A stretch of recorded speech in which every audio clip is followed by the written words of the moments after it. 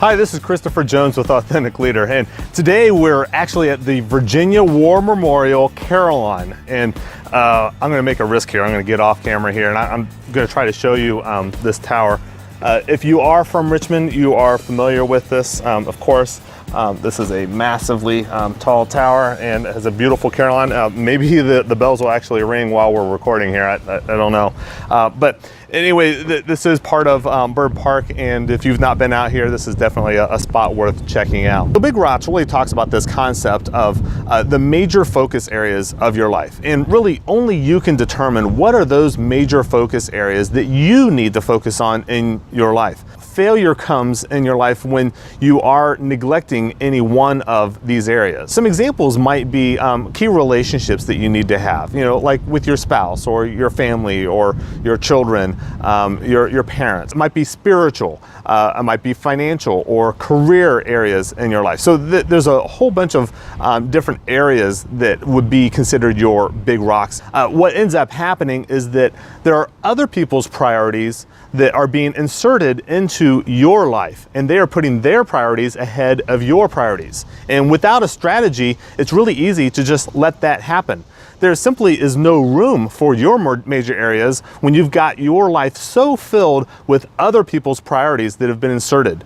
I often call this where your life is happening to you rather than you happening to your life. Let's just imagine that all the time that you have is a bucket. So it is finite. It cannot be changed. You only have so much time. And when other people's priorities are going into your life, that is like sand and gravel that's going into that bucket of time that's getting filled. When it comes time for you to think about where you want to spend your priorities and what is most important in your life, those are what's called now the big rocks. And to try to put those big rocks in after everyone else has already filled up your time, it just simply is impossible. So the other way to think about that is to put those big rocks, predetermine, identify what are those big rocks, what are those areas of activity that I need to focus on in this next week or next month or even the next year.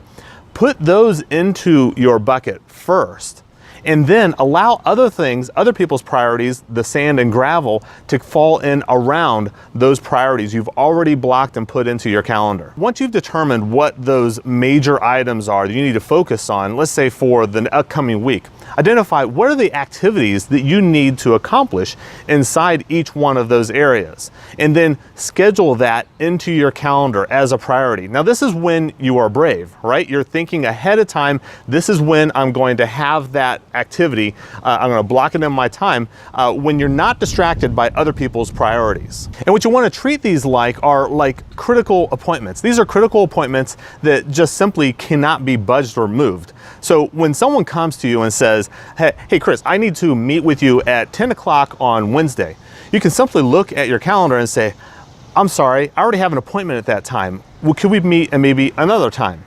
What they don't need to know is that you have an appointment with yourself, because you do. You've already predetermined this is an important priority, and you need to block that time and don't let other people's priorities invade in that time.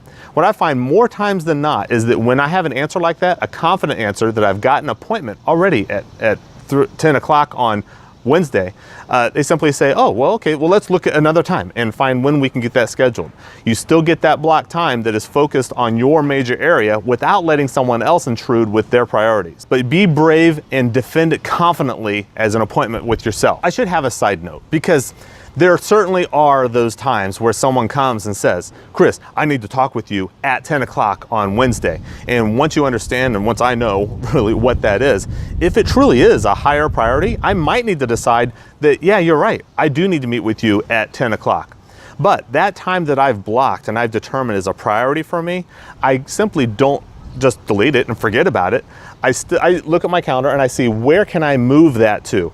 I never delete those high priority actions that simply must happen that I've done when I'm brave. I just simply move it to another time and still treat that like a critical appointment, because it is. In the next video, I'm going to talk very specifically about how do you truly prioritize this big long list of all the actions that you need to accomplish. I'm going to go very specific about exactly how you create marching orders for your day tomorrow. Until next time, check out ChristopherRJones.com to get more information on prioritization.